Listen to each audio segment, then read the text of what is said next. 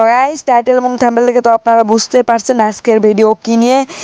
আপডেটের পর দ্বিতীয় জন পুশ আমি দিচ্ছি। আজকে দেখা যাক আমি কি ম্যাচটা বুইয়া করতে পারবো কি পারবো না। আপডেট দিয়ে তো গেমটা পুরাই নষ্ট করে দিয়েছে জোন পুশারদের অন্তর্ভুক্তে, মানে জোন পুশারদের জন্য।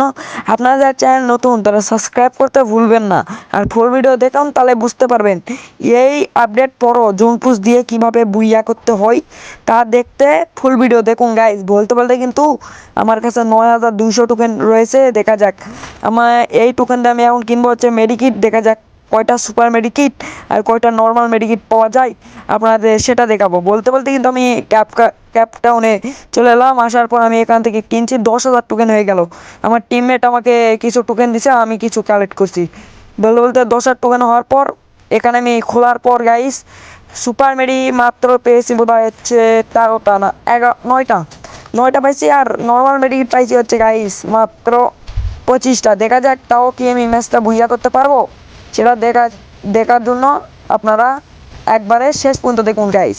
বলতে বলতে কিন্তু আমার টোকেন হয়ে গেছে 6,000, মানে ঠিক মতো ভাই এখন আর সুপার মেডি দেয় না, কি আর বলবো গাইস। বলতে বলতে কিন্তু আমার টোকেনই শেষ হয়ে গেছে, এমন জোরে স্পিডে খুলতেছি গাইস। আপনারা দেখাচ্ছি কি হালে এই ম্যাচটা বুইয়া করতে পারি কি পারি না। তো গাইস বরাবর মতো আমার টিমমেটকে মনে করেন জোনের ভিতর থেকে রিভাইভ দেওয়ার পর আবারও কিন্তু আমার টিমমেট মরে গেছে। তারপর আমি কি বিমান শক্তি যায় বলতে বলতে কিন্তু আমার টিমমেটকে রিভাইভটা দিয়ে দিই, কারণ আমার টিমমেট যদি থাকে তাহলে ভালো হবে, এনিমিকে কভার মানে মারতে পারবে। বলতে বলতে কিন্তু আমার টিমমেটকে রিভাইভ দেওয়ার পর আমি কিন্তু যাচ্ছি ডাইরেক্ট জোনের ভিতর, মানে জোন একদম টাচ করা লাগবে না, তো জোন হেলথ মানে সেই কাটবে। বলতে বলতে আমার গাইজের অবস্থাও অত ভালো না। দেখা যাক এই ম্যাচটা কি আমরা বুইয়া করতে পারবো সেটা দেখার জন্য ফুল ভিডিও দেখো গাইস। বলতে বলতে কিন্তু আমার টিমমেট আবার মরে গেছে গাইস, আর কি আর বলবো। দেখা যাক এই ম্যাচটা কি আমি বুইয়া করতে পারবো।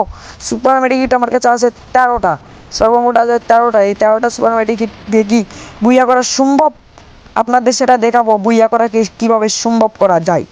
আপনারা ফুল ভিডিও দেখুন আর বুঝতে পারবেন তাহলে কি হয়। আর মাত্র 3টা এনিমি আলাইভ, আমার ধরে হচ্ছে 4টা। সামনে বোধহয় একটা ফাইট লাগছে, আমি ভাবলাম যে একটা কিল দরকার। আমি কিন্তু বলতে বলতে একটার কিন্তু ডাউন করে দিছি, বলতে বলতে ফিনিশও দিচ্ছি। বলতে বলতে আমার 1 কিল হয়ে গেছে গাইস। আর মাত্র আছে 2জন। দেখা যাক এই দুইজনকে কি আমি মারে ম্যাচটা বুঝিয়ে করতে পারবো কি পারবো না সেটা দেখার জন্য ফুল ভিডিও দেখুন গাইস। বলতে বলতে জোন কিন্তু ইয়া দিয়ে দিছে, সামনে একটা এনিমি। বলতে বলতে কিন্তু গাইস আমার 2 কিল হয়ে গেল। লাস্ট আর 1 প্লেয়ার আছে, এই 1 প্লেয়ারকে আমি কি মারতে পারবো দেখেন গাইস। মানে এই প্লেয়ারটা আমার টিম আপ করে মারতে চাইছিল, তারপর কি হয় দেখুন গাইস। মানে সামনে একটা আমি ভাবলাম যে এর সাথে আমি টিম আপ করি, টিম আপ করলে লাভ হবে, এসে টিম আপও করি গাইস। দেখেন টিম আপ করার পর সে কী করে কাছে আসে আমাকে এমপি40 যাতে মেরে দেয়, আমি তারপর মারা শুরু করে দিই। মানে তারপর আমি এমবি মনে করেন শেষ হওয়ার দিকে। দেখা যাক কি হয়, এই ম্যাচটা কি বুইয়া করতে পারবি মনে করেন। তো গাইস বলতে বলতে কিন্তু ওর সাথে আমি টিম আপ করে আবারও নেই। সে আমাকে মারবে দেখে আমি কী করি, তার আগে আমি ওকে মারার চেষ্টা করি। মানে ওই তার টিম আপ করছে, মানে ওর কাছে মেডিকিট নাই দেখে আমার সাথে এখন টিম আপ করছে গাইস। কি আর বলবো, মানে এটা এনিমি না কি বাপ্পার না কি গাইস, কি আর বলবো। দেখা যায় কে আমি ডাইরেক্ট কোনো পতা নেই, ডাইরেক্ট যাই ঘোষাং কে মেরে দিলাম। বলতে বলতে 3 কিলের মধ্যে বুইয়া হয়ে গেছে। আজকের ভিডিও পর্যন্তই, আল্লাহ হাফেজ।